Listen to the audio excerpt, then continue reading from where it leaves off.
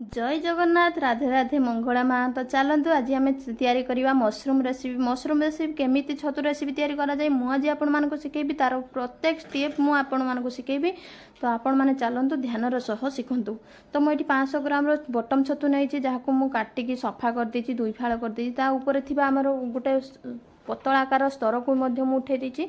तो एबे चलतु बनैबार प्रोसेस आरंभ करिवा। एबे मु गोटे बेला पात्रटे नैछि तो सेथिरे आमे रखिथिबा छतु को ऐड करिबा। सेथिरे आमे स्वाद अनुसार लूण हळदी लंका गुंड देई ताको भल भाबे गोळै देबा।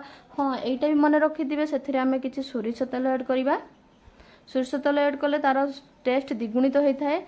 मु एठारे सोरिष तेल ऐड कर देछि तो ताको भल भाबे गोळै देबा। ताको आमे 10 मिनिट पई ताको छाडी दबा गोळै सला परे। एबे चलंतु आमे मसला रेडी करिया। एठी मु दुईटी बड़ साइज रो पियाज नैछि सेथिरु फाळ करी काटि दिछि। 1 फाळ मु ताको चुन चुन करी काटिछि काहेकि ना ताको आमे पेस्ट तयारी करिबा। तो चलंतु मु केमिति पेस्ट तयारी करछि ता भी मध्ये मु आपण मानकु देखौछि। एठी दुईटी अदा नैछि 10 रु 15 पीस रसुण पाखुडा गुटे दालचीनी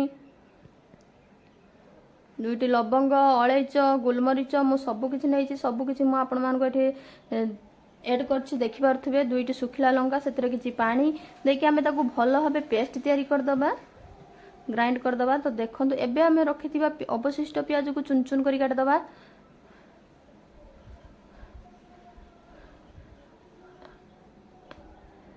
तो एबे आमे रखिथिबा गोटे बड़ साइज रो टमाटो को मध्ये चुन चुन करी काट दबा। आमे चाहिए आपण माने ताको ग्राइंडिंग मध्ये करि पर पेस्ट तयारी करि परिबे बिलातीरो। तो मु एठी चुन चुन करी काटि देछि। एबे आमे गोटे कढ़ाई गरम करिबा। कढ़ाई रे किछि तेल दबा। मु एठी हाफ कप रो तेल ऐड करछि जाको आमे मसला रेडी करिबा छतु भाजिया पई। तो एबे चलंतु आमे छतुटा को सेथिरे भाजी दबा। सेथिरु छतुटा को ध्यान रे रखिथिबे हाई फ्लेम रे भाजिबे काहेकि ना सेथिरु पानी बारिबो जल्दी पानीटा भी सुखिया दरकार। तो चलंतु एबे हम देखंतु छतु देहरु मध्ये पानी सुखी गलानी तेल मध्ये अलग हे गलानी। एबे हम छतुटा गोटे पात्र को काढी दबा। छतुटी को देखंतु मु गोटे पात्र को काढी दिछि। एबे सेथिरे थिबा अवशिष्ट तेल रे हमें मसला रेडी करिवा। तो मु एठी हाफ चामच रो चीनी ऐड करछि।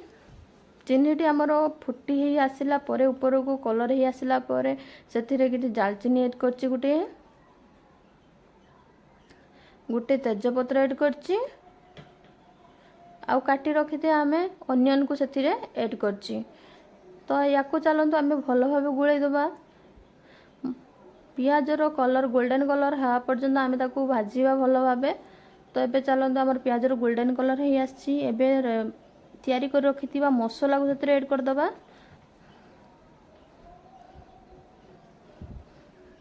दुई रु 3 मिनिट पई ताको भलो भाबे कसिबा।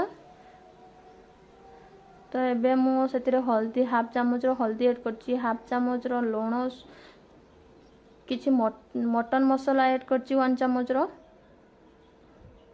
तो हाफ चामच रो काश्मीरी चिली मु 1 चामच रो ऐड करछि ताको भलो भाबे आमे मिक्स कर दबा। तो चलंतु मसला रेडी कर दबा। किछि पानी हाफ कप रो पानी ऐड करछि जेतकी मात्रा दरकार पानी आपण माने सेतिकी देबे अधिक देबे नाही। तो एबे हमर मसला मध्ये रेडी ही आसलानी। तो एबे काटी रखितिया टमाटो को सेथिरे ऐड कर दबा। देखंतु हमर मध्ये रेडी ही गलानी मसला एबे प्रस्तुत ही आसलानी। एबे भाजी रखितिबा आमे छत्तू को सेथिरे ऐड कर दबा। लो मीडियम फ्लेम रे हमें छतु को सेथिरे मिसी की भाजीबा।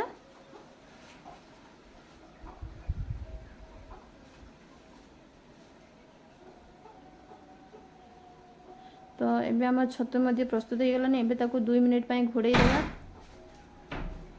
घोड़ै साला परे देखंतु केते सुंदर भाबे हमर मसला सहित छतु मध्ये मिसी गलानी। म एठी 1 चामच रो घी ऐड करछि। आपण माने चाहिले स्किप मध्ये करि परिबा किंतु घी देले तार टेस्ट द्विगुणित होइताए। जदि घी खाया पाई पसंद करते तो घी निश्चित दिंतु। एठी तापरे मु कस्तूरी मेथी पत्र देछि 1 मिनिट पई ताको देई साला परे भलो भाबे गुळै देबा। तापरे आपण माने चाहिले सेतिरे पानी ऐड करी ठंडा पानी भी मध्ये ऐड करि परिबे नहले गरम पानी भी ऐड करि परिबे। तो मु एठी 1 कप रो पानी ऐड करछि ताको हमें 5 रु 6 मिनिट पई भलो भाबे गुळै देबा।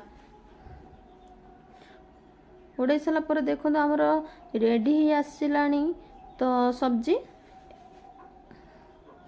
केते सुंदर भावे तार ग्रेवीटा आपण मैंने भी देखिपे जानीपे एमती नुआ नुआ वीडियो पाइबापी मत लाइक कमेंट शेयर निश्चित करूँ आउ नुआ नुआ वीडियो मु आपण मानक पाखक निश्चित नहीं कि आसबि से पर्यंत रखुची। तो एमती घरे बनईकी खातु एवं केमिति लागला मते कमेंट करके निश्चित जनातु। या आपण भात रुटी जे कोनोसी दिन देकी भी आपण खाई परिबे। आउ कौन रेसिपी आपण मानक प्रस्तुत करके देबी मु आपण मानक निश्चित जनइबी। तो से पर्यंत रखुची। जय जगन्नाथ। तो मते केबे भी भूलिबे नहीं जो जो रेसिपी आपण मानक दरकार मते निश्चित कमेंट करिवे मु आपण मानक पाखक निश्चित नहीं कि आसीबी। बाय।